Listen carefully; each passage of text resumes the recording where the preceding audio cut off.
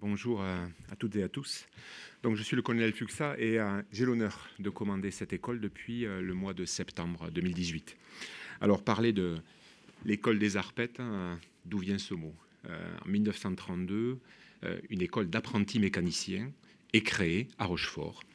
Cette école d'apprentis mécaniciens, donc, qui est créée juste 2 ans avant la création de l'armée de l'air, a pour vocation de former les futurs mécaniciens de l'armée de l'air sous-officiers. Ils sont donc majeurs.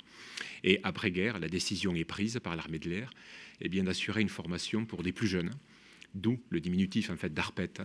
Et c'est cette école qui est créée à Saintes en 1949. C'est pour cette raison que nous fêtons cette année les 70 ans de la création de l'école et parallèlement les 20 ans de la féminisation, j'y reviendrai. Alors, je parle de jeunesse, 16 ans. Entre 16 ans et 18 ans, c'est l'âge avec lequel nos jeunes postulent et passent le concours pour entrer dans cette école. Et alors qu'on parle de rentrer des classes et de ces jeunes, je pense que je vais laisser la parole à l'élève technicienne Lilou. Elle va ainsi pouvoir vous retracer son parcours et vous faire part de sa vision et de ce qu'elle a vécu quand elle a suivi en fait sa première rentrée des classes il y a un peu plus d'1 an. Voilà, je vous laisse la parole. Je reprendrai la parole ensuite. Bonjour à tous, je suis l'élève technicienne Lilou, j'ai 17 ans et je viens de faire ma rentrée en terminale S à l'école d'enseignement technique de l'armée de l'air, ou pour faire plus court, l'école des Arpettes.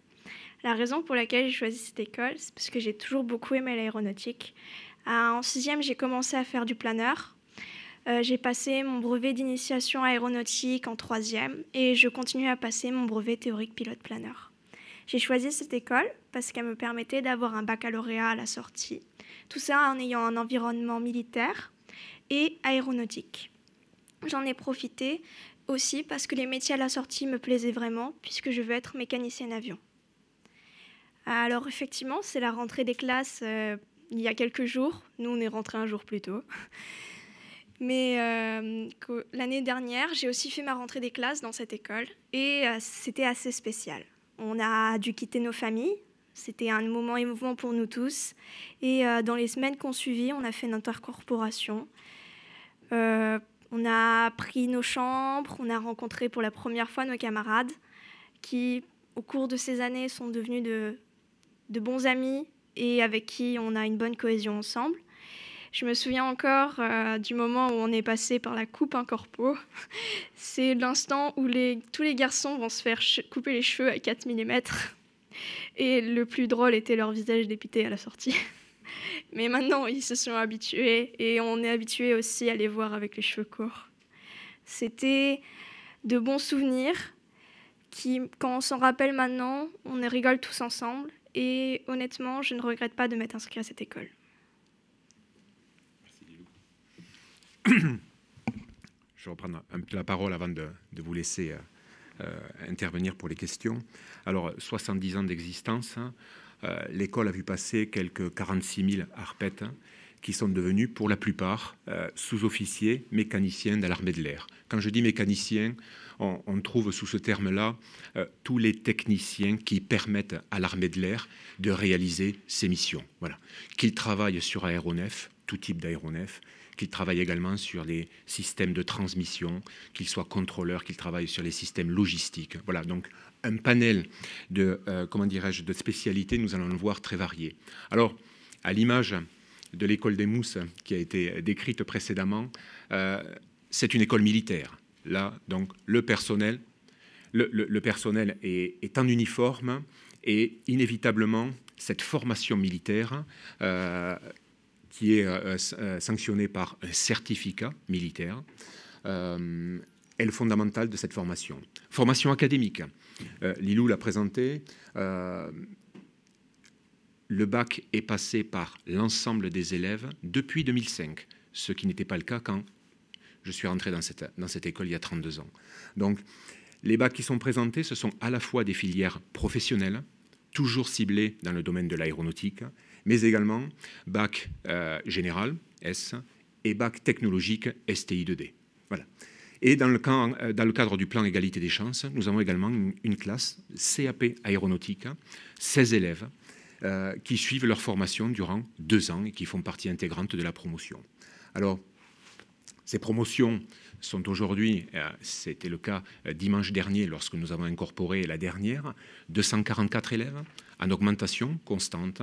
Je l'aborderai dans les perspectives d'évolution de cette école. J'ai parlé de la formation militaire, de la formation académique. La formation citoyenne est également le 3e pilier qui nous permet de donner à ces jeunes les outils, on va dire, tout simplement pour progresser dans cette formation, qu'elle soit militaire, certes, au sein de l'école, ou qu'elle soit tout simplement au sein de l'armée de l'air, mais également par la suite. Voilà. On parlera des valeurs par la suite qui nous servent également à progresser. Alors, cette formation, elle est également adaptée. Inévitablement, les besoins de l'armée de l'air évoluent. On le voit avec la loi de programmation militaire, les équipements beaucoup plus modernes qui arrivent dans ces unités. Et donc, de fait, la nécessité absolue de faire évoluer ces formations. De notre côté, cette jeunesse, cette belle jeunesse qui arrive et qui nous bouscule, a raison, qui nous bouscule parce qu'elle veut une formation plus rapide, elle veut également être plus rapidement en unité opérationnelle et elle veut également apprendre autrement. Alors, à nous de savoir conjuguer, justement, d'un côté, la satisfaction de ces besoins de l'armée de l'air, et de notre côté, eh bien, faire en sorte de pouvoir attirer ces jeunes et de faire en sorte que la pédagogie utilisée, les outils, on a parlé tout à l'heure d'outils digitaux, de réalité virtuelle, réalité augmentée, mais quand même que ces nouveaux outils soient associés à du concret.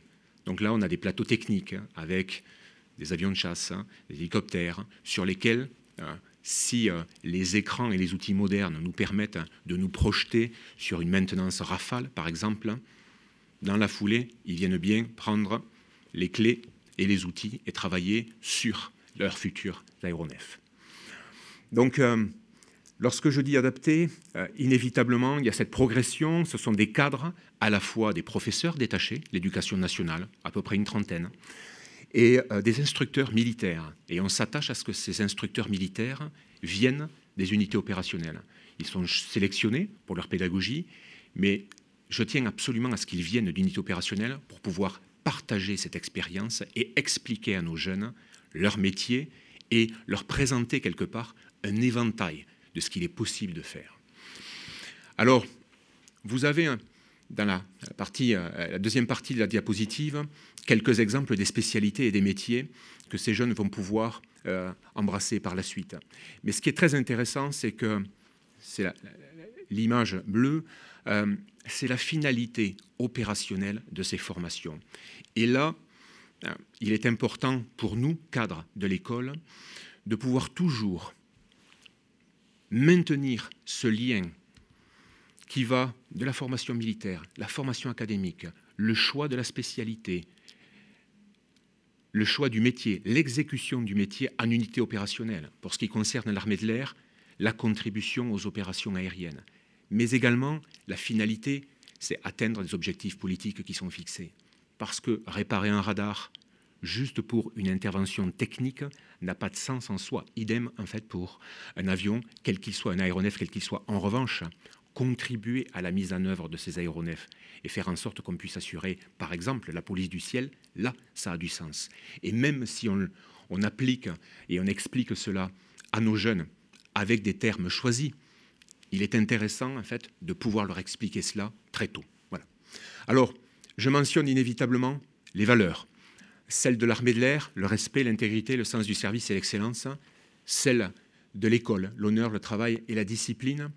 Et je dois dire que ce sont particulièrement ces valeurs-là qui m'ont permis, jeune élève technicien, lorsque j'ai passé le portail de cette école en 1987, à l'époque, je n'imaginais pas une seule seconde que j'allais embrasser une carrière militaire aussi longue. J'ai déjà 32 ans de service, que j'embrasserai une carrière d'officier, et qui plus est, qu'un jour, j'aurai l'honneur de commander l'école qui m'a vu rentrer, je dirais, à l'âge de 16 ans et demi.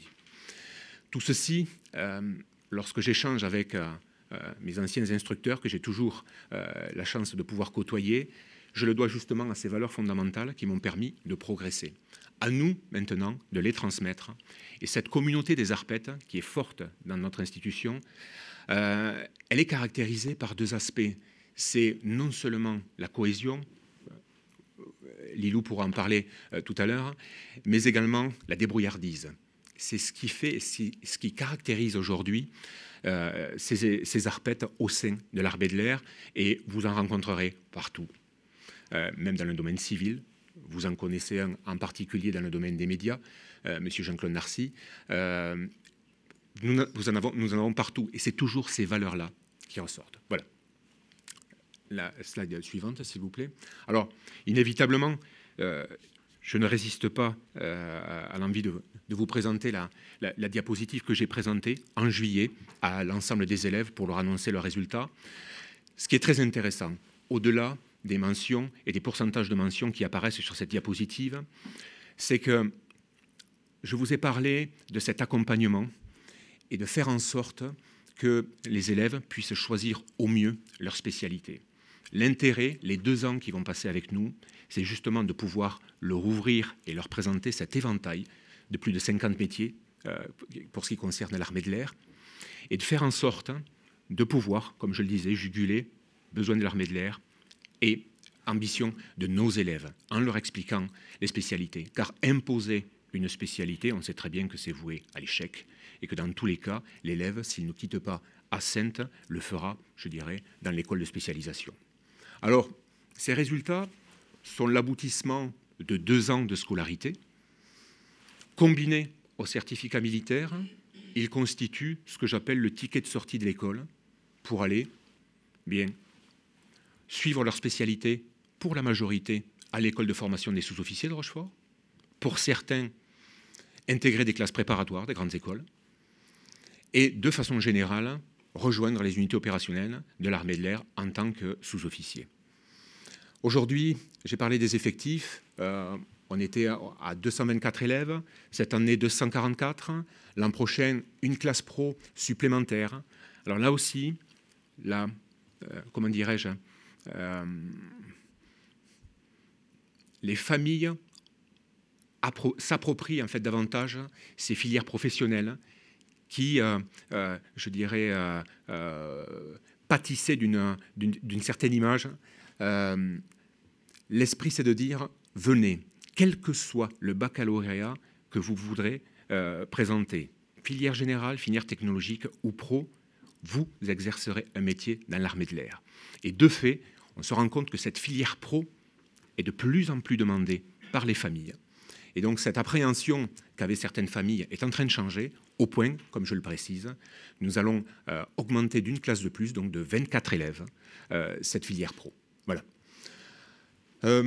L'idéal, si vous voulez sentir vraiment les émotions, voir et rencontrer ces jeunes pleins d'allant et pleins de dynamique, je vous invite le 5 octobre à nous rejoindre à Saintes pour cette cérémonie des 70 ans et des 20 ans de la féminisation de l'école. Vous êtes les bienvenus et vous pourrez de vous-même échanger avec nos élèves et nos cadres et vous rendre compte de l'environnement dans lequel ils évoluent. Voilà. Je vous remercie pour votre attention.